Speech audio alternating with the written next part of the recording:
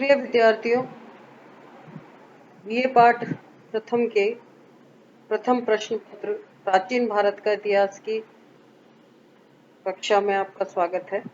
मैं आज आपको प्राचीन भारत के इतिहास के मुख्य स्रोतों के बारे में बताने जा रही हूँ। स्रोत वस्तुतः क्या है? इतिहास में हम अतीत की घटनाओं को देखने का प्रयास करते हैं। अतीत की घटनाएं जो हो चुकी है उनको यथावत वीडियो की तरह देख पाना संभव नहीं होता है और उन्हें देखने के लिए या उनका अध्ययन करने के लिए हमें कुछ संकेतों या कुछ वर्णनों पर आश्रित होना पड़ता है और उन्हें ही हम स्रोत या साक्ष्य या प्रमाण कहते हैं। प्राचीन भारत के मुख्य स्रोतों में पुरातात्विक स्रोत, साहित्यिक स्रोत और विदेशी यात्रियों लेखकों के वर्णनों को शामिल किया जाता है। पुरातत्व का अर्थ है किसी समय विशेष के भौतिक अवशेषों के माध्यम से मनुष्य के क्रियाकलापों का अध्ययन। पुरातात्विक स्रोतों के अंतर्गत हम इसी प्रकार से इतिहास को देखते हैं, जैसे अभिलेख, मुद्राएं, मोहरें, मूर्तियां, शैलचित्र, चित्रकला, बहुत सारे स्मारक जैसे मंदिर, स्तूप, स्तंभ, भवन आदि और मृदभांड। पुरातात्विक स्रोत साहित्यिक स्रोतों की तुलना में अधिक प्रामाणिक माने जाते हैं, क्योंकि एक तो साहित्यिक स्रोतों की कोई निश्चित तिथि प्राप्त नहीं होती, दूसरा साहित्यिक स्रोतों में लेखक की कल्पना और उसका पूर्वाग्रह शामिल हो जाता है, अतः साहित्यिक स्रोतों को पूरी तरीके से विश्वसनीय नहीं माना जाता। पुरातात्विक कैटेगरी में सबसे पहले हम बात करते हैं अभिलेखों की। प्राचीन भारत के इतिहास के अध्ययन के लिए अभिलेखों की भी कई श्रेणियां हैं कि वो अभिलेख जैसे कहाँ मिले हैं। तो उनमें सबसे पहले हम बात करेंगे शिलालेखों की। मुख्य रूप से प्राचीन भारत के इतिहास के लिए अशोक के शिलालेखों को हम सबसे पहले ले सकते हैं। अशोक के शिलालेख कुल संख्या में 14 मिले हैं, जिनकी भाषा प्राकृत है और इनकी लिपि ब्राह्मी है। 2 अभिलेख ऐसे हैं जो पाकिस्तान से प्राप्त हुए हैं, जिनकी लिपि खरोष्टी है और प्राप्ति स्थल शाहबाजगढ़ी और मानसेरा है। शुंग शासक पुष्यमित्र का अयोध्या अभिलेख, कलिंग के शासक खारवेल का हाथी गुम्फा अभिलेख और शक शासक रुद्रदामन का जूनागढ़ अभिलेख भी महत्वपूर्ण अभिलेखों की श्रेणी में शामिल है, जिनसे हमें महत्वपूर्ण सूचनाएं प्राप्त होती हैं। स्तंभ लेखों की अगर हम बात करें तो उसमें भी सबसे पहले महत्वपूर्ण है अशोक के 7 स्तंभ लेख। दूसरा नंबर पर है हेलियोडोरस का गरुड़ स्तंभ। हेलियोडोरस इंडो यूनानी शासक एंटियालकड्स का दूत था, जो कि शुंग शासक भागभद्र के दरबार में आया था और इससे हमें उस समय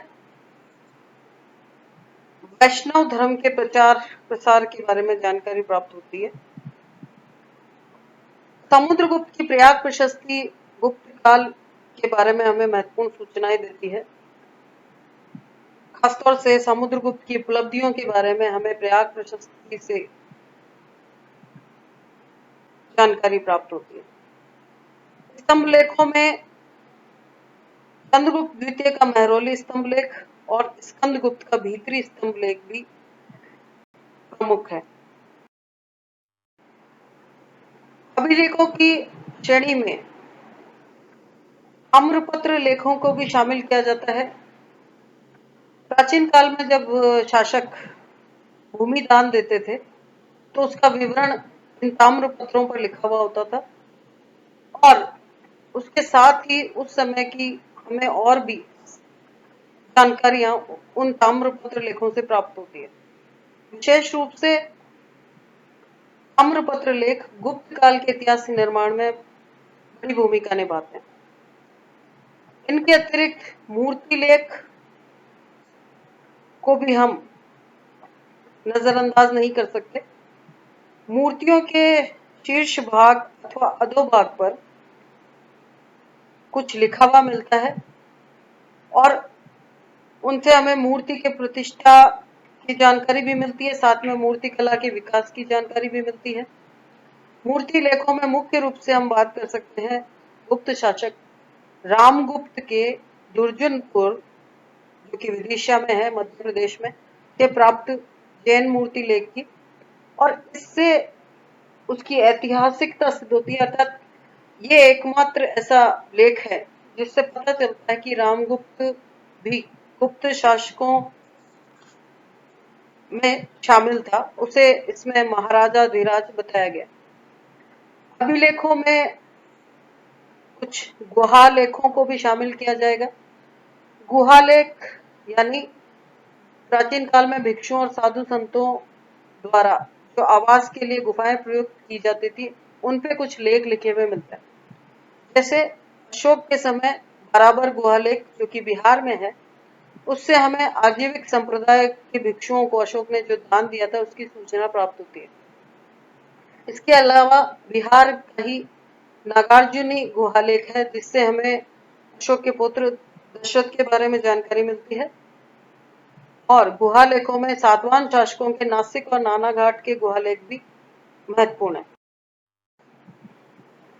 पुरातात्विक स्रोतों में दूसरा महत्वपूर्ण स्थान है मुद्राओं और सिक्कों का। भारत के इतिहास में हमें सबसे प्राचीनतम सिक्के जो मिले हैं उन्हें आहत अथवा पंचमार्क सिक्के कहा जाता है, और इन पर किसी प्रकार का कोई लेख नहीं है, लेकिन अनेक प्रकार के चिन्ह जरूर मिलते हैं। 200 ईसा पूर्व से 100 ईसा पूर्व के बीच हिंद यूनानी शासक पंजाब प्रदेश में थे, शासन कर रहे थे, उनके बारे में हमें जानकारी सिर्फ सिक्कों से प्राप्त होती है। इसी प्रकार से पांचाल के मित्र शासकों, मालव और योधेय गणराज्यों और गुप्त वंश का इतिहास जानने में भी सिक्कों की महत्वपूर्ण भूमिका है। सिक्के किस प्रकार से इतिहास लिखने में सहायक होते हैं? जैसे यदि सिक्के किसी एक जगह पर बहुत बड़ी संख्या में मिलते हैं तो इससे अनुमान लगाया जा सकता है कि सिक्कों का प्राप्ति स्थान उस राजा के अधीन था या उस राजा के राज्य का भाग था।